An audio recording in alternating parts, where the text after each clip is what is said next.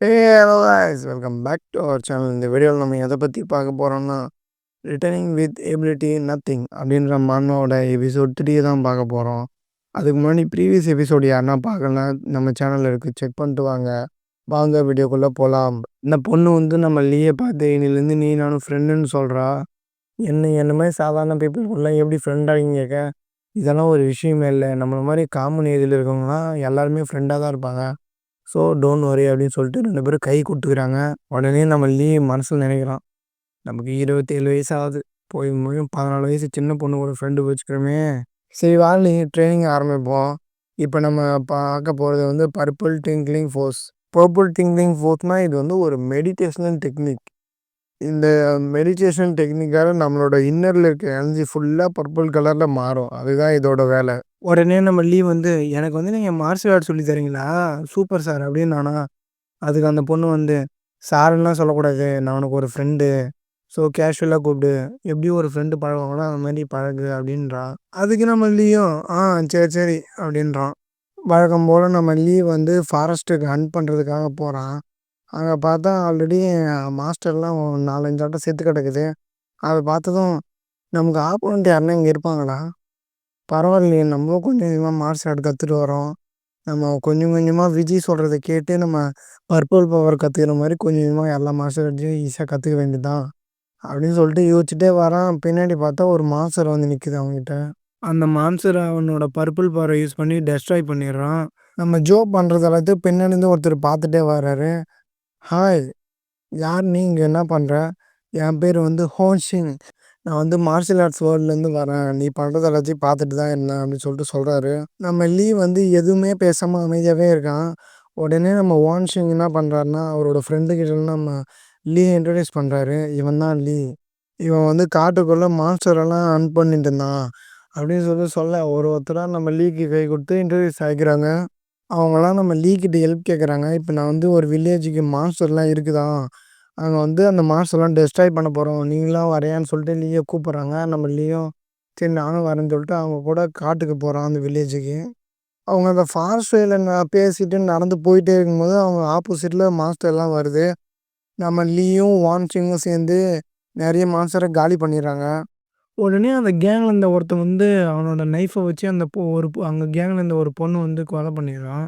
உடனே நம்ம ஷாக்காக பார்க்க, பின்னாடி இந்த நம்ம ஊச்சாங்க வந்து நம்ம கொலை பண்ணுறதுக்கு வரான். ஏண்டா, நாங்கள் யார் என்னன்னு தெரியாமல் நாங்கள் கூட்டமே வந்துட்டல, இதுக்கப்புறம் உன்னை வச்சு எந்த யூஸும் இல்லை அப்படின்னு சொல்லிட்டு நம்ம வான்சிங் வந்து நம்ம கொல்றதுக்கு வரான்.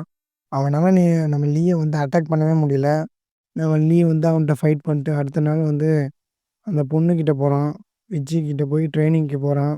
அங்கே ரூமில் போயிட்டு பொத்துன்னு கட்டில் மேலே விழுந்து, என்னால் நீ ட்ரைனிங்லாம் பண்ண முடியாது, எனக்கு கொஞ்சம் ரெஸ்ட் வேணும், டயர்டாக இருக்குது அப்படின்னு சொல்லிட்டு சொல்கிறான் விஜய்கிட்ட. உடனே நம்ம விஜய் வந்து அவன் பக்கத்தில் என்ன ஆச்சுன்னு பார்க்கறதுக்கு போகிறாங்க.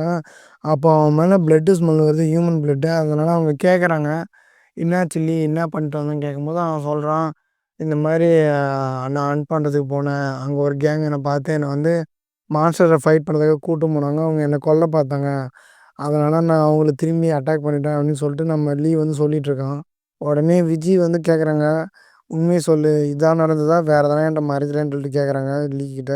உடனே நம்ம பெட்டு மேலே வந்து எழுந்து உட்காந்து, எதை வச்சு நான் வந்து மறைக்கிறேன்னு சொல்லிட்டு சொல்கிறேன் அப்படின்னு கேட்டு நான் விஜய்கிட்ட கேட்குறேன். விஜய் சொல்கிறாங்க, நான் ஆரம்ப காலத்தில் மார்ஷியல் ஆர்ட்ஸ் கற்றுக்கும் போது என்னால் ஆப்போனண்ட்டை எதிர்த்து ஃபைட் பண்ணவே முடியாது, ஆனால் நீ வெறும் இப்போ பர்பிள் ட்விங்க்லிங் ஃபோர்ஸ் தான் கற்றுட்ருக்கேன், அதை வச்சு நீ ஒருத்தங்களை கில் பண்ணிட்டு வந்தியா, அதனால தான் டவுட் வந்து கேட்டேன் அப்படின்றாங்க. உடனே நம்ம வந்து விஜய்கிட்ட சொல்கிறான், நான் பார்த்ததில்ல எனக்கு எவ்வளோ திறமைன்னு சொல்லிட்டு முதல் நாள் இவ்வளோ கற்றுக்கினேன்னு சொல்லிட்டு சொல்கிறேன்.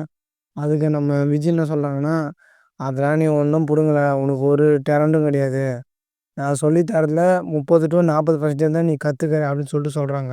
அதே மாதிரி இந்த ஈட்டி வந்து ட்ரைனிங் எடுத்து அதை வந்து பர்ஃபெக்டாக அதை யூஸ் பண்ணுறதுக்கு 2 மாதம் ஆகும், ஆனால் நீ ஆல்ரெடி கற்றுட்ருக்க, குட் குட் அப்படின்னு சொல்கிறாங்க. உடனே விஜய் கேட்குறாங்க, நீ என்கிட்ட எதனா மறைக்கிற, என்ன சீக்ரெட் இருக்குன்னு. உடனே நம்ம வந்து சீக்ரெட்டா, இதுதான் உன் ஃப்ரெண்ட்ஷிப்பா, நான் எதனா மறைப்பேனா, எதனா சீக்ரெட் என்கிட்ட எப்படி இப்படிலாம் நீ கேட்கலான்னு சொல்லிட்டு கோவப்படுறான்.